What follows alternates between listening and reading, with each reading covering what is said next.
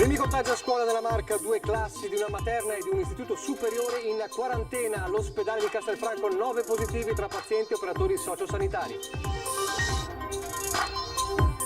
Allarme e carenza di insegnanti di sostegno. Dopo Carbonera ancora un caso di ragazzino autistico senza docente. Stavolta a Montebelluna ci sentiamo trattati, dice la mamma, come genitori di serie B. A Treviso l'ufficio scolastico provinciale lavorerà anche sabato e domenica per completare le graduatorie. Il provveditore Sardella dice: le famiglie è il nostro primo pensiero. A Nervesa la storia di un autista di autobus in cassa integrazione che ha percepito da EBAB su 6 mesi e mezzo solo 3 mensilità al 60%. Tornano in piazza i sindacati venerdì per la prima mobilitazione in presenza dopo la pandemia. A fine anno dicono: se non ci saranno norme adeguate sull'occupazione si abbatterà uno tsunami. Attimi di paura all'ospedale Cafoncello di Treviso alle 5 del mattino. Un clochard ha dato fuoco ad alcuni cartoni in corridoio. L'intervento immediato evita il peggio. Raggiunta l'intesa tra il Comune di Treviso e Rete Ferroviaria Italiana per la totale riqualificazione della stazione ferroviaria. Il progetto ai primi di ottobre.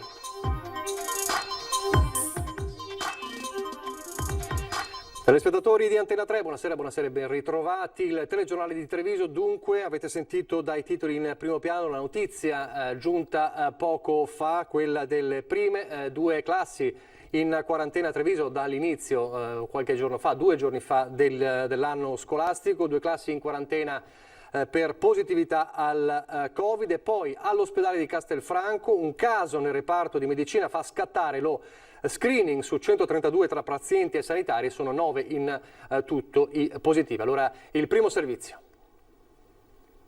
Terzo giorno di scuola e prime 2 classi in quarantena. Nel tardo pomeriggio l'ULSS 2 ha fatto sapere di aver riscontrato una positività rispettivamente in una scuola materna e in un istituto superiore, entrambi del distretto di Treviso.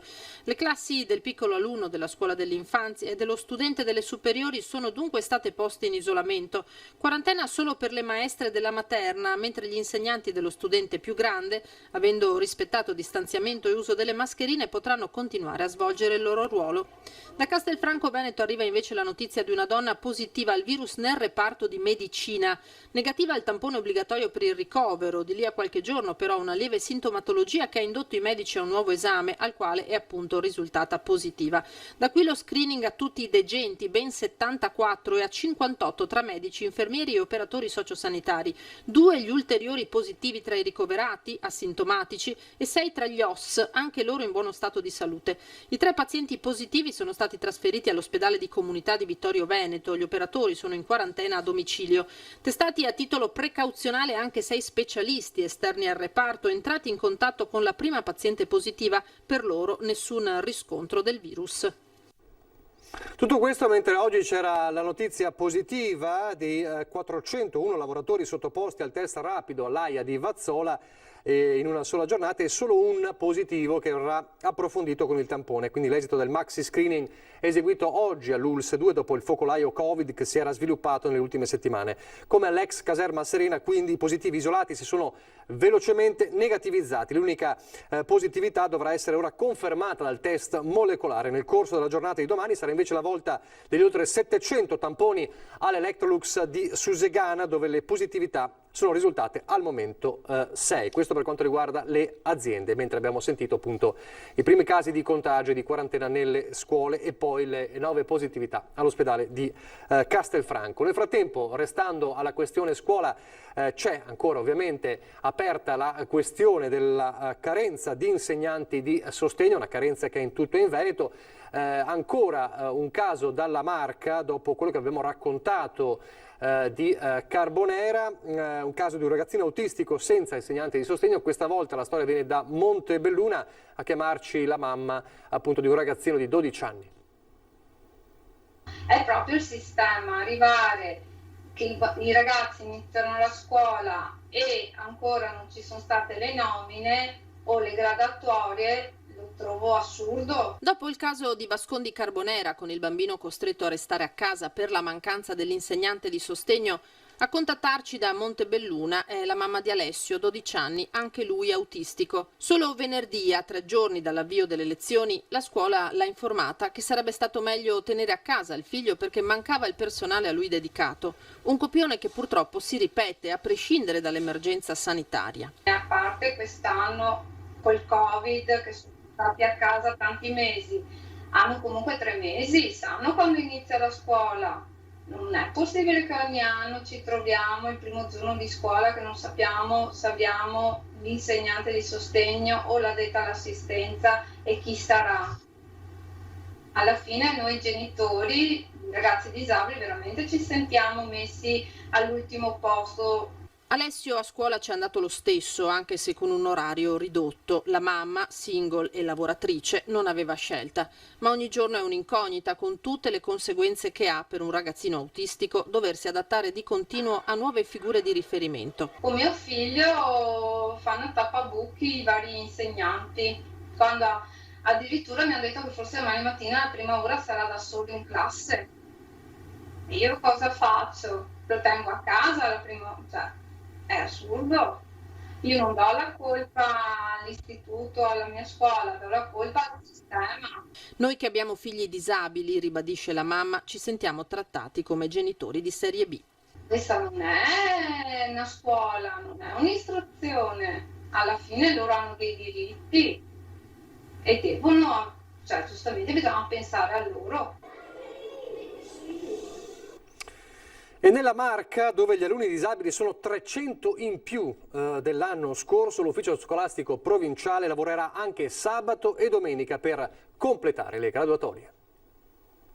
Il primo pensiero va agli alunni che hanno più difficoltà e infatti le prime operazioni che noi faremo riguardano proprio il sostegno. Mi sento da questo punto di vista di rassicurarle e dire che l'ufficio sicuramente non li ha mai abbandonati, anzi sono il primo pensiero. Saranno gli insegnanti di sostegno per gli alunni e gli studenti con disabilità, ben 3.103 nella Marca, i primi a essere nominati dall'ufficio scolastico provinciale a partire da venerdì.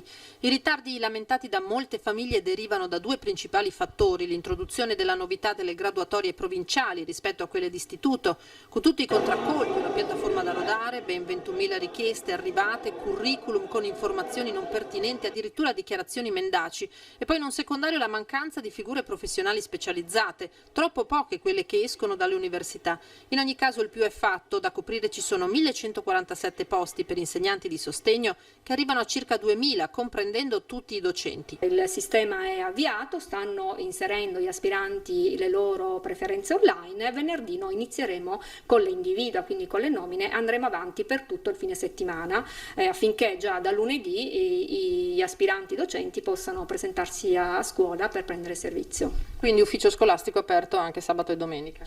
Sì, però per il bene della nostra scuola lo facciamo. La scuola è dunque partita con un enorme sforzo di addetti ai lavori e istituzioni, dice Sardella. Un paio di istituti superiori a Treviso e a Castelfranco hanno da subito introdotto la didattica a distanza. La maggior parte è partita con tutti i ragazzi in presenza, magari qualche classe è rimasta a casa per il primo giorno per favorire anche l'accoglienza delle prime, ecco, però qualche scuola ha iniziato già con la didattica a distanza. La faranno turnando i ragazzi a gruppi magari di ragazzi per ogni classe, però sicuramente è una minima percentuale rispetto alla presenza. Adesso invece un altro riflesso dell'emergenza Covid di questi mesi. A Nervesa dalla Battaglia la storia di un autista di autobus in cassa integrazione che ha percepito da EBAV, l'ente bilaterale dell'artigianato veneto, su 6 mesi e mezzo solo 3 mensilità al 60% e in famiglia ora stanno dando fondo a tutti i risparmi per poter vivere. Sta diventando molto duro arrivare a fine mese. Penso che alla fine non riuscirò più neanche a fare gasolio per andare a lavorare alla macchina.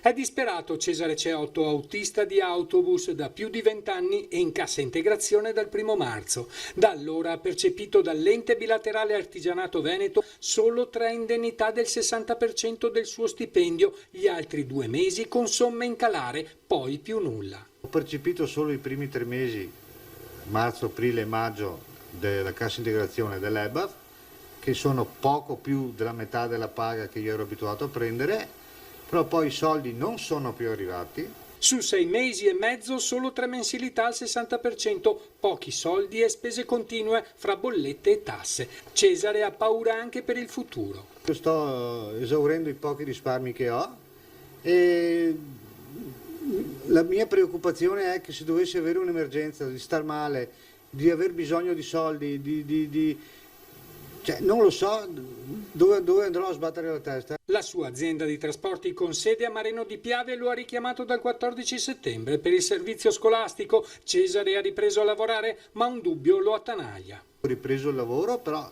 l'ho ripreso facendo solo 3 ore al giorno, con le restanti 5 ore che dovrebbero essere pagate in cassa integrazione sempre dall'EBAV. Ma io mi chiedo, se non ci sono i soldi, io cosa faccio con 3 ore al giorno? EBAV è stata più volte contattata e la risposta non lascia dubbi. La risposta è stata che praticamente loro, non percependo i soldi dallo Stato, non hanno la possibilità di erogare alla gente i soldi. Per EBAV, non appena il Ministero invierà ulteriori risorse definite dal decreto rilancio, saranno gestiti tempestivamente anche i pagamenti residui. Nel frattempo EBAV ha i bonifici pronti e attende le risorse per farli partire, ma per Cesare e la sua famiglia è un'incertezza che costa caro. E sul fronte lavoro intanto parlano anche di questa situazione i sindacati che oggi hanno annunciato di tornare in piazza venerdì per la prima mobilitazione in presenza dopo la pandemia. Ovviamente a preoccupare è il futuro dell'occupazione. Penso che ognuno dovrebbe fare il proprio lavoro, nel senso l'EBAV non è certamente una struttura che poteva e che può far fronte a situazioni di questo tipo. Noi pensiamo che, come lo abbiamo ribadito anche nelle nostre piattaforme, che attraverso la riforma degli ammortizzatori sociali vada previsto un ammortizzatore sociale unico a tutti i lavoratori indipendentemente dal settore. Così il segretario generale della CGIL Trevigiana sul ritardo con cui stanno arrivando molte casse integrazioni gestite dall'ente bilaterale degli artigiani. Ammortizzatori sociali tra i temi che i sindacati porteranno in piazza venerdì a Verona nella giornata di mobilitazione nazionale. Ripartire dal lavoro, l'invito che lanciano al governo. Siamo di fronte alla possibilità, ci sono le risorse, ci saranno, di un cambiamento vero, un'occasione unica e ripetibile ovviamente che viene in tempi però di crisi forte e quindi non possiamo sbagliare. Bonan ricorda che le reali conseguenze del Covid si vedranno quando alle aziende verrà consentito di licenziare. Sull'occupazione il tsunami, se non cambiano le regole, stante a quelle di oggi, arriverà a fine anno e arriverà anche insieme con la chiusura dei bilanci delle aziende che saranno impietosi purtroppo se si guarda solo il bilancio del 2020. È evidente che nel momento in cui si sbloccheranno i licenziamenti, forse magari un poco prima, sarebbe opportuno che il governo in qualche modo disciplinasse la possibilità di licenziare, così come adesso è possibile se chiude l'azienda, dopo magari bisogna trovare un meccanismo che eviti di licenziare per poi riassumere il giorno dopo uno a tempo determinato. Infine la preoccupazione per la mancanza di prospettive per l'aeroporto Canova di San Giuseppe. Di sicuro non può essere che Venezia comunque faccia la parte di chi si prende tutto lasciando che Treviso possa fallire. La cronaca adesso, un principio di incendio stamane all'alba al Cafoncello, dentro l'ospedale di Treviso, fortunatamente spento in tempo. È stato fermato un 58enne senza tetto. Attimi di paura all'ospedale Cafoncello. Un clochard ha dato fuoco ad alcuni cartoni in un corridoio. L'uomo voleva entrare in reparto alle 5 del mattino, ma il personale lo ha fermato. Il senza tetto, di 58 anni, non aveva nessun titolo per accedere in terza chirurgia. Così la porta è rimasta chiusa, ma il clochard, con qualche problema psichico, la cosa non è piaciuta. Così ha dato fuoco in corridoio ad un cestino, ad alcuni cartoni e ad un bancale in legno. Il personale ha immediatamente dato l'allarme. L'uomo, dopo aver appiccato l'incendio, si è allontanato. Sul posto è arrivata la polizia ed i vigili del fuoco. Il senza tetto è stato raggiunto in pronto soccorso, fermato e portato in questura. Alle forze di polizia e ai vigili del fuoco intervenuti prontamente sul posto va il mio più sentito ringraziamento, ha commentato il direttore generale dell'ULSS 2 Francesco Benazzi. Fortunatamente l'episodio si è concluso senza conseguenze per le persone e senza gravi danni per i locali. A 12 anni, con un ritardo mentale giudicato medio, accusa l'insegnante di sostegno un giovane professore di averle toccato il seno. In tribunale a Treviso, davanti al GIP, l'incidente probatorio del caso di una ragazzina che aveva raccontato il fatto alla madre nel febbraio scorso, facendo scattare l'indagine. Il professore nega ogni addebito. Sono stati intanto acquisiti i messaggi telefonici scambiati dai due. Torniamo a parlare di sanità, ma stavolta di sanità privata. In concomitanza con lo sciopero nazionale dei lavoratori del comparto della sanità privata, anche i dipendenti dell'ospedale di Motta di Livenza sono scesi in strada per protestare contro i 14 anni di assenza di rinnovo contrattuale.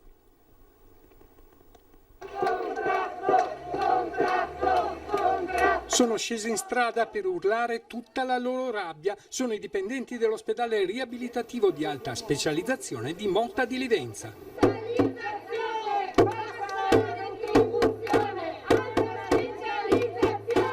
Volantini, cartelli e striscioni accusano l'Associazione Italiana Ospedalità Privata e l'Associazione Religiosa Istituto Sociosanitari di grave inadempienza, perché dopo aver firmato la preintesa per il nuovo contratto non hanno proseguito con la sottoscrizione del contratto collettivo nazionale della sanità privata.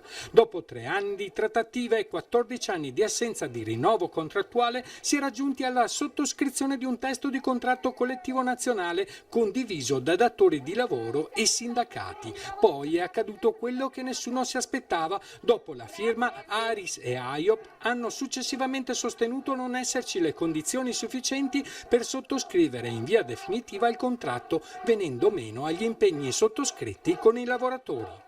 Devo dire che la Regione Veneto su questa partita ha seguito quelle che sono state, ha sostenuto l'avvertenza, perché l'accordo a livello nazionale era che il 50% dei costi del rinnovo contrattuale di questi lavoratori sarebbe stato a carico delle regioni. La Regione Veneto ha già adottato un provvedimento con il quale onora l'impegno di garantire la copertura economica. Ciò nonostante siamo in attesa che, e lo auspichiamo veramente, che nel più breve tempo possibile si arrivi a chiudere questa delicata avvertenza. La Regione deve intervenire in fretta, perché questi lavoratori hanno il diritto di avere il rinnovo contrattuale e non è possibile che la Regione cada nei tranelli ricattatori delle parti datoriali, e visto che prendono già molti oneri da parte della Regione, quindi soldi pubblici per essere accreditati. Lo sciopero nazionale ha coinvolto una parte dei 300 lavoratori dell'ospedale di Motta di Livenza nella Marca. Il comparto della sanità privata comprende più di 1500 dipendenti. In solidarietà ai lavoratori sono giunti anche i pazienti dell'ospedale. Siete solidali? Certamente che sì, 14 anni il contratto, si aumenta tutto. Dignità per la sanità privata, dignità per la sanità privata. Pochi istanti di pubblicità e torniamo subito.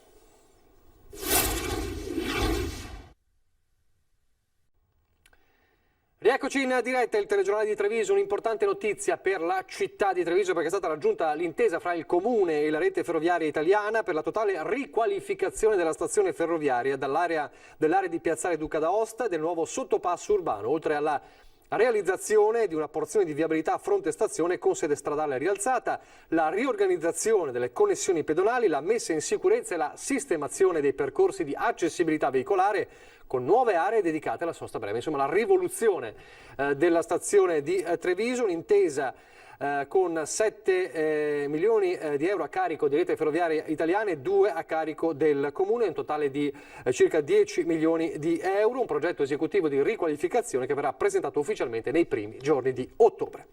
Adesso a Castelfranco invece elezioni comunali, l'unico comune al voto sopra i 15.000 abitanti è Castelfranco. Ieri avevamo presentato i primi 3 avversari per la lotta elettorale, Stefano Marcon, Stefano Zurlo e Cristian Bernardi. Stasera gli altri 2, chiudiamo il cerchio della battaglia elettorale a Castelfranco. Il ritorno dell'ex primo cittadino Maria Gomierato, per 2 volte sindaco, in corsa con le liste Noi la Civica e Azzolin per Gomierato sindaco. E poi il capogruppo del PD in Consiglio Comunale, Sebastiano Sartoretto, alla guida della coalizione Castelfranco Merita, formata dalle liste Sartoretto sindaco, Democratici per Castelfranco e Castelfranco Civica. Sono loro a chiudere il cerchio degli sfidanti per guidare la città, una scelta che spiegano così.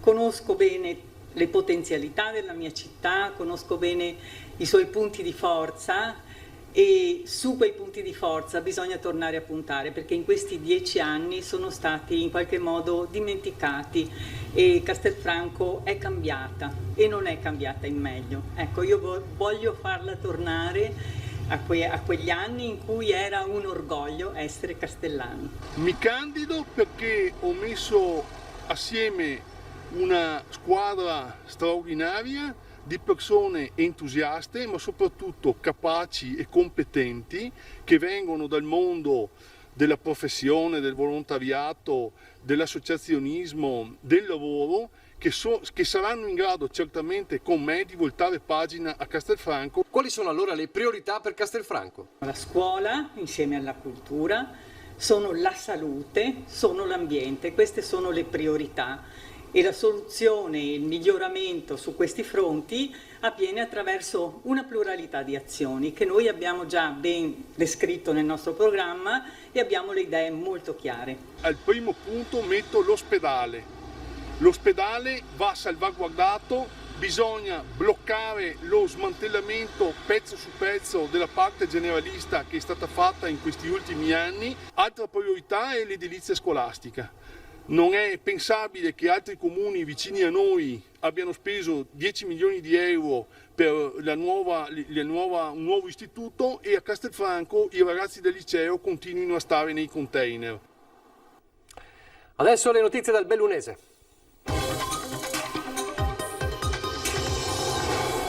Ritorniamo al Covid perché allerta la casa di riposo Gaggiolante di Belluno per un caso di positività riscontrato ieri in un operatore sanitario. L'attività di contract tracing ha già individuato 4 familiari positivi, mentre è scattato il piano di sanità pubblica all'interno della struttura, dove si sta eseguendo un piano straordinario di tamponi agli ospiti e a tutto il personale.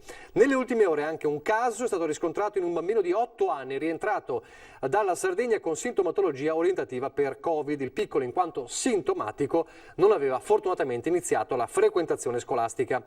A proposito di scuola, ad oggi sono già 220 i tamponi eseguiti a alunni e studenti che sono presentati al drive-in in istituti da ULS Dolomiti. I test sono stati eseguiti con metodica standard che consente di regola la disponibilità dell'esito entro 24 ore.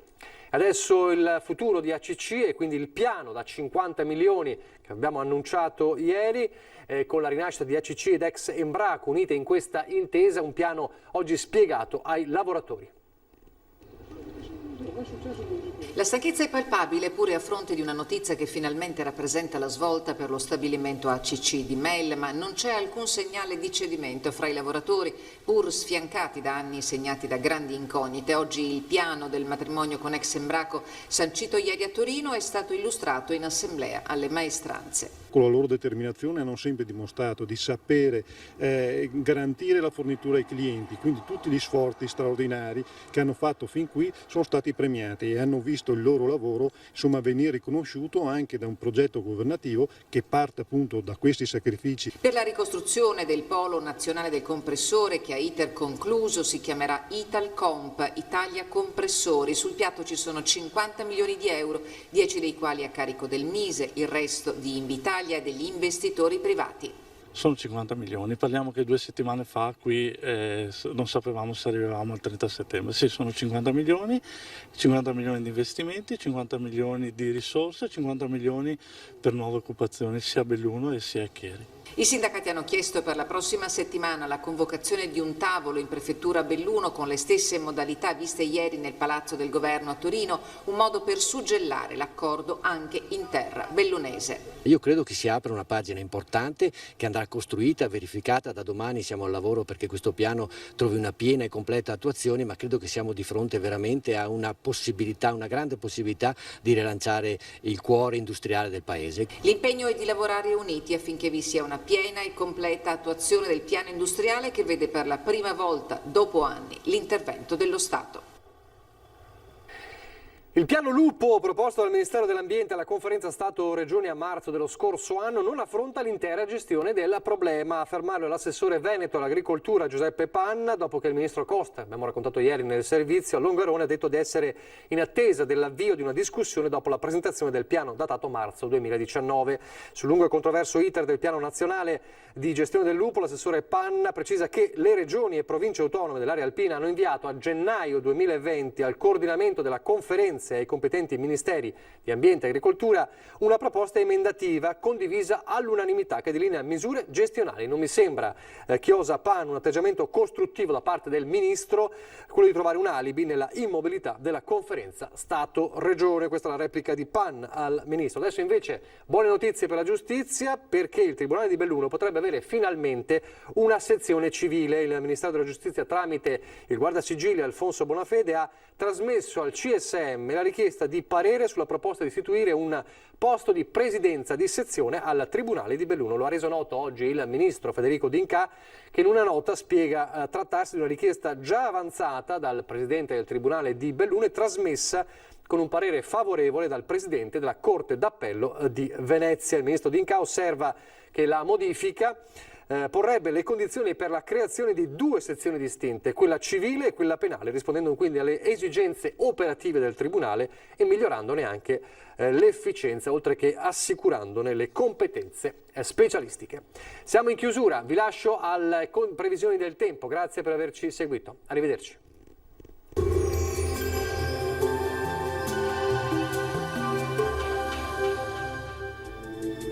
Bentrovati al meteo. Moderata alta pressione sul nostro territorio, dove prevale ancora il bel tempo. Il dettaglio di giovedì 17 settembre. Sul Veneto, sulle zone montane, tempo leggermente variabile con spazi di sereno alternati a nubi sparse, soprattutto a partire dalle ore centrali. Sulle zone pianeggianti ampio soleggiamento, cielo da sereno a poco nuvoloso. Temperature in lieve aumento, minime fino a 20 gradi, massime invece tra 27 e 33 gradi all'incirca. Ci spostiamo ora sul Friuli Venezia Giulia, dove avremo sostanzialmente la stessa situazione, con tanto sole su tutti i settori. Al pomeriggio addensamenti sui rilievi e locali piogge. Temperature minime tra 18 e 21 gradi, massime sui 30-31. Infine uno sguardo alla situazione del Trentino Alto Adige, sempre soleggiato anche qui, col passare delle ore occasionali acquazzoni un po' su tutti i settori. Temperature minime sui 15-16 gradi, massime sui 28 gradi all'incirca. Dal meteo di Antena 3 per ora è tutto, grazie per l'attenzione, arrivederci.